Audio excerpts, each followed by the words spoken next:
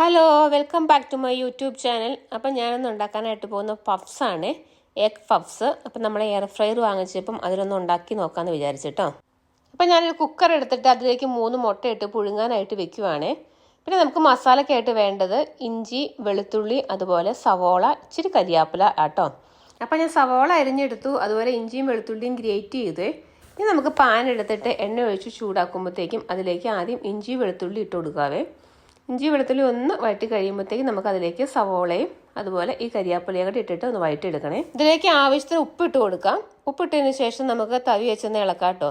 പിന്നെ നമുക്ക് ഇതിന്റെ ലിഡ് വെച്ച് മൂടി വെക്കുവാണേ. അപ്പോഴത്തേക്കും ഈ സവോള നന്നായിട്ടൊന്ന് അവിഞ്ഞു വരും കേട്ടോ. ഇതിലേക്ക് പൊടികൾ ഇട്ട് കൊടുക്കാവേ. ഒരു 1/4 ടീസ്പൂൺ മഞ്ഞൾപ്പൊടി, ഒരു 3/4 ടീസ്പൂൺ മുളക് പൊടി, അതുപോലെ 1/2 ടീസ്പൂൺ മല്ലിപ്പൊടി ആട്ടോ ഇട്ട് കൊടുക്കുന്നേ. ഇനി നമുക്ക് നന്നായിട്ടൊന്ന് ഇളക്കി കൊടുക്കാം. അതിനുശേഷം ഒരു 1/2 ടീസ്പൂൺ ഗരം മസാലയും കൂടി ആഡ് ചെയ്തിട്ട് നന്നായിട്ടൊന്ന് മിക്സ് ചെയ്യാവേ. ഇപ്പോൾ ഏതാണ്ട് സവോളയൊക്കെ വഴന്നിട്ടുണ്ട് കേട്ടോ. നന്നായിട്ട് വഴലൊന്നും വേണ്ട, ജസ്റ്റ് ഒന്ന് വഴന്നെടുത്താൽ മാത്രം മതി കേട്ടോ. ഇനി നമുക്ക് പപ്സ് ഉണ്ടാക്കാനായിട്ട് നോക്കാം. അപ്പം സ്വിസ്സിൻ്റെ പേസ്ട്രി ഷീറ്റാണ് ഞാൻ എടുത്തേക്കുന്നത്. അതിനകത്ത് നിന്ന് 2 ഷീറ്റ് എടുത്ത് നമുക്ക് ഈ കട്ടിംഗ് ബോർഡിലേക്ക് വെക്കാം കേട്ടോ. എന്നിട്ട് നമുക്ക് ഈ മസാല അതിൻ്റെ മുകളിലേക്ക് ഇട്ട് കൊടുക്കുവാണേ. അതിന് നടുഭാഗത്തേക്ക് ഇട്ടതിന് ശേഷം നമുക്ക് മുട്ട അതിന് മുകളിലേക്ക് കമത്തി വെക്കാം. ഇനി ഈ ഷീറ്റ് നമ്മൾ ആദ്യം 2 വശത്തുനിന്ന് മടക്കി നടുക്കോട്ട് വെക്കണേ. അതിനുശേഷം ഓപ്പോസിറ്റ് ആയിട്ടുള്ള മറ്റ് 2 വശങ്ങളും നടുക്കോട്ട് കയറ്റി മടക്കി വെക്കുക കേട്ടോ.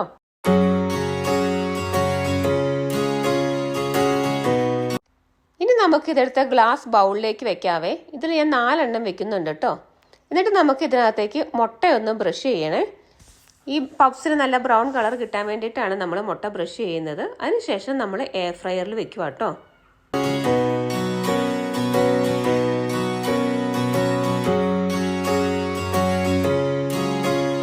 അപ്പോൾ ബൗളിൽ എയർ ഫ്രയറിൽ വെച്ചതിന് ശേഷം നമുക്ക് ടെമ്പറേച്ചർ സെറ്റ് ചെയ്യണം. 180 ഡിഗ്രിയിലാണ് ഞാൻ ടെമ്പറേച്ചർ സെറ്റ് ചെയ്യുന്നത്. അതുപോലെ 10 മിനിറ്റ് ആട്ടോ ആദ്യം വെക്കുന്നത്. അതിനുശേഷം നമുക്ക് മറച്ചിട്ടിട്ട് ഒരു 5-6 മിനിറ്റ് കൂടി വെക്കേണ്ടി വരുവേ, അല്ലെങ്കിൽ അടി വേവത്തില്ല. നമുക്ക് സ്റ്റാർട്ട് ചെയ്യാം. അപ്പോൾ 10 മിനിറ്റ് കഴിഞ്ഞിട്ടുണ്ട് കേട്ടോ. നമുക്കൊന്ന് ഓപ്പൺ ചെയ്ത് നോക്കാം കേട്ടോ.